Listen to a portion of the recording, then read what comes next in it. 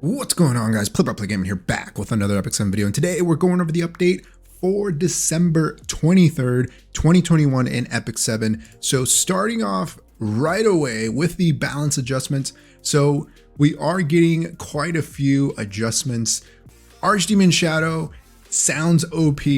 Judge Kisei is getting buffs, but not the buffs everyone wanted. Wanda, Melissa are also getting buffs. Melissa, I'm not too sure why they're giving her buffs. She's gotten quite a few buffs in the past.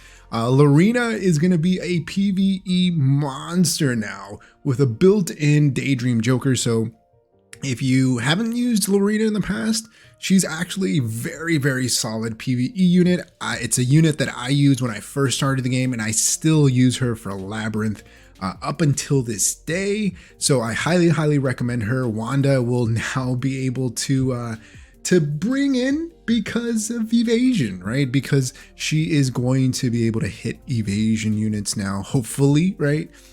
Fairy Tale for a Nightmare. This artifact here is going to be pretty OP with Archimeru, so or Demon Shadow, whatever you want to call her.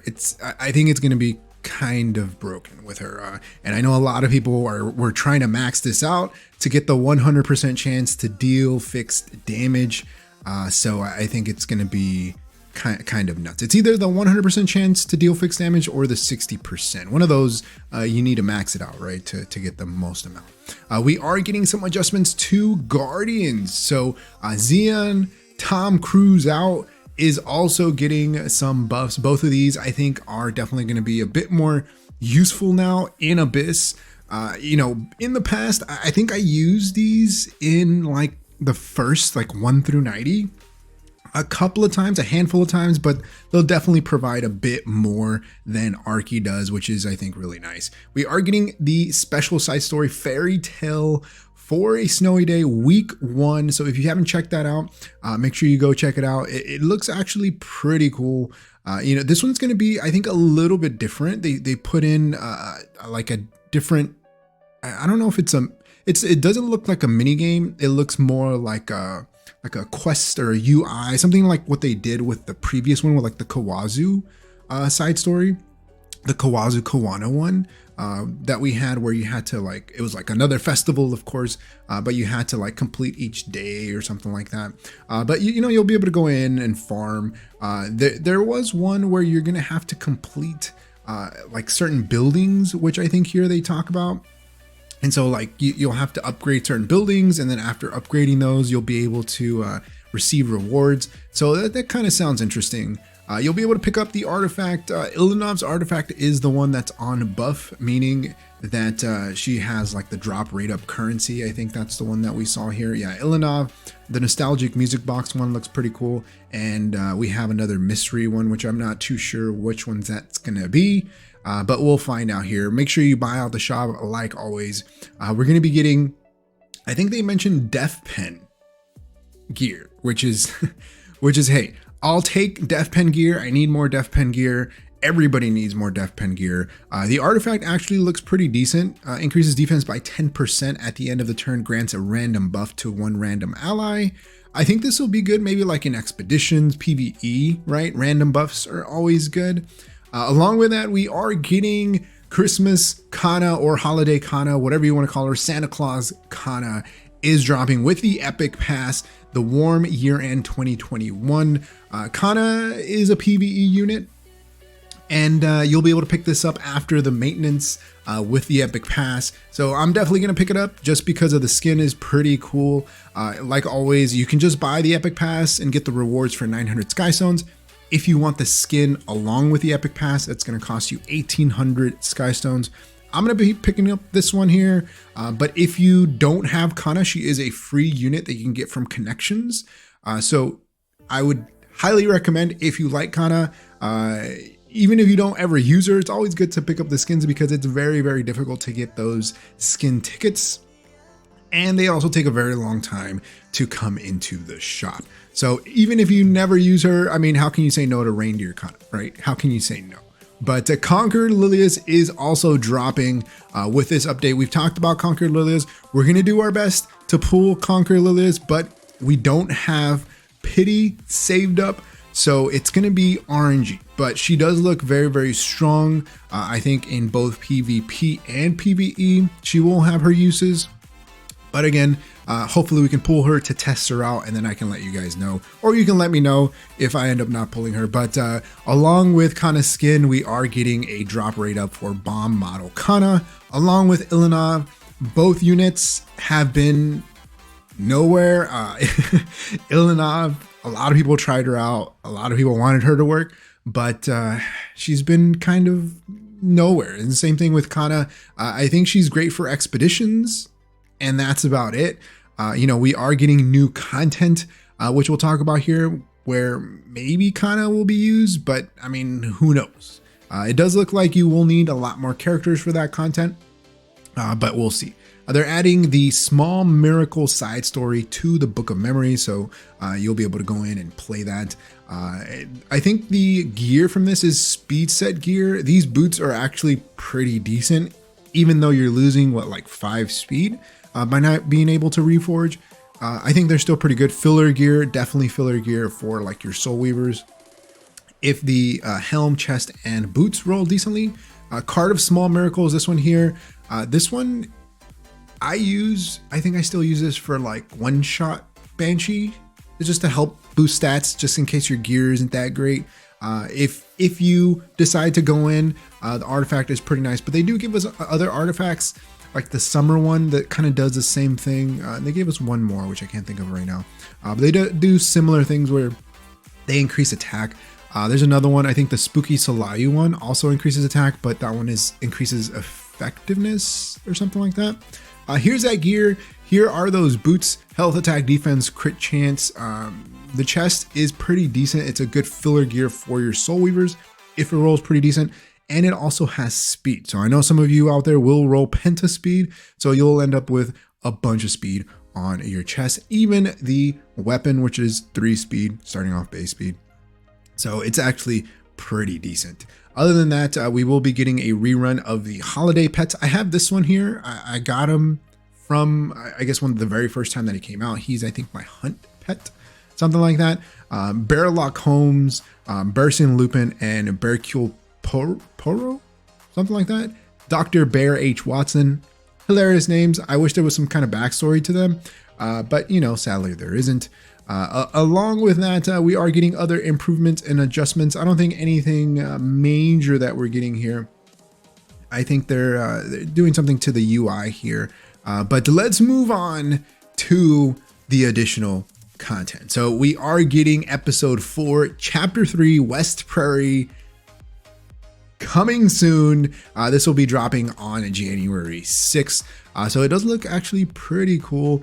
Along with that, we are getting some new 3-star heroes, and all of this is dropping in January, so something to look forward to. Yunri Young, Mui, and Hasoi. Mui, if you played the most recent chapter here, we were able to get a glimpse at, I think, at least Mui, right? She had, or he had, animations in the story, right? Something like that. I don't remember the other 2, but you know, maybe they were already there.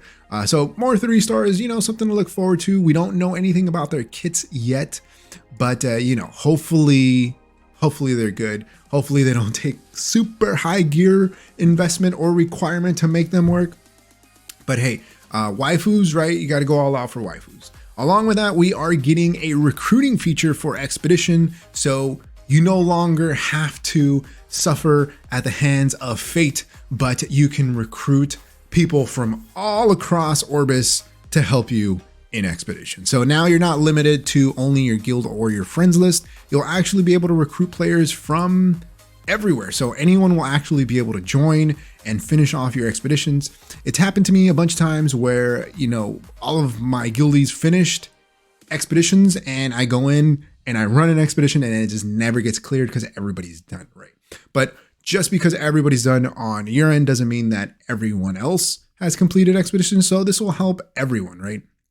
The only downside to this, I think, is that you get less points if you're not a friend or a guildie, which is, I don't think is the best thing. I think it should have been just like normal points. It should just have been an extra feature, like another quality of life improvement. But hey, you can't get everything, but you know, maybe in the future, it's something that they'll improve. Along with that, we are getting the new content, which is Ancient Inheritance. They kind of teased this earlier. It does look kind of cool. You know, it's roguelike, so you'll be able to go in and they mentioned that every day your currency resets. So that kind of sounds kind of time consuming, right? Kind of intense, but you'll be able to go in, go to the different tiles, get different rewards, fight different enemies. It does look interesting because it looks like you can level up classes. And another big thing they mentioned is that all of your units will come in max molded and max leveled. So those of you that are new to the game will still be able to participate. So if you've just joined a guild, also only guild content. So if you haven't joined a guild, make sure that you do. You'll be able to actually jump right in and bring in any units that you have, whether they're leveled or not.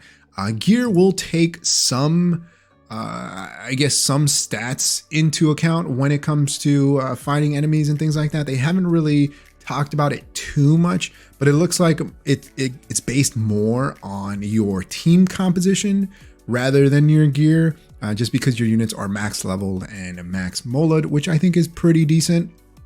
You'll definitely be able to see everybody else, so all of your other guildies in the map, and be able to see real time what they're doing. You only have a certain amount of currency and a certain amount of heroes that you can bring with you to start off. There's also another interesting mechanic that they kind of talked about, where you can level up your classes. I'm sure there's going to be one class that's better than the other, but you can kind of see there that you can go from different levels. You'll get bumps in your stats. So I'm pretty sure that'll help a lot. You'll also be able to make decisions within the Ancient Inheritance, which I think is kind of interesting. They did mention this boss here, or a type of boss mechanic where it's full auto, I think, and you'll be able to set up certain skills for your units. So like mini bosses, you can only bring 2 units, and then after you use 1 unit for those, you can't use them again, I think, until the big boss, where you can bring in 4 units, but it's like full auto only, so you have to actually think about what's going on. It does apparently take some kind of strategy, but you know, we'll see. We'll see how that goes. Some additional adjustments to the Guardians, as we mentioned, but the big one is our boy Kazran. Kazran is finally dropping, and you know, hopefully they didn't give us any other information other than he is dropping. They teased his trailer, which I think is pretty cool. If you haven't checked it out, make sure that you do. They also talked about the guaranteed 4-star Moonlight Hero. So this one is actually kind of interesting. You know, I'm not too sure how this one is going to work yet, but it looks like now you'll be able to select whether you want the counter for pity to count towards the ML5 or the ML4. I think that's the way that I understood it. Along with that, as I mentioned, we are getting Conqueror Lilias and Sinful Angelica in the rotation. To the Mystic rotation, we are getting Operator Sigrid, Top Model Luca, Melissa, and Vivian. Coin shops, if you have whale coins, you know, Top Model Lulica and Opsig. Opsig right now is pretty strong. She did get some buffs where I don't think she needed buffs, but hey, they're there if you need them. January boss rotation, we are getting Destructive Gigantes, Pain Pursuer Moroi, and Hopeless Samakis. So we'll be able to at least continue farming for the Gigantes one, which is nice. As we mentioned, we got those balance adjustments. I think that's pretty much it. Like I mentioned, they did include some UI changes, but you know, let me know your thoughts in the comment section below. You know, what do you think about everything that's going on? You know, because we are getting buff events along with that. So we are getting a free Unequip and buff event on December 23rd, December 24th for us global peoples, ending on the 27th. So we're getting Spirit Altar, Gold, AP increase, and then all the buffs on December 27th. which will be pretty nice. Along with that, we are getting a 7-day check-in event, 12 lease, 25 bookmarks, 2 molas, and a 5-star summon ticket on day number 7. Hey, those 5-star summon tickets are always welcome as long as it's not Ball and Saison, right? As long as it's not Ball and Saison, because we have too many of those. I would actually take another Tamarind, and that would put me at 6 Tamarinds so I can get into the RGB coin shop. Never unlocked it, which will be hopefully very nice if we can pull a Tamarind, but hey, we'll see how that goes. So good luck on those. And they're also releasing a holiday pack 1, 2, 3, and 4. Potion of Ascension looks pretty cool. Expensive one, right? But that's gonna be it for me. Let me know your thoughts about what we're getting so far in the comment section below. Like always, if you haven't enjoyed the video, hit that like button. If you haven't subscribed, hey, think about subscribing. It really helps the channel grow and reach more people like you who like content like this. Like always, thanks for watching. I'll see you next time. Peace.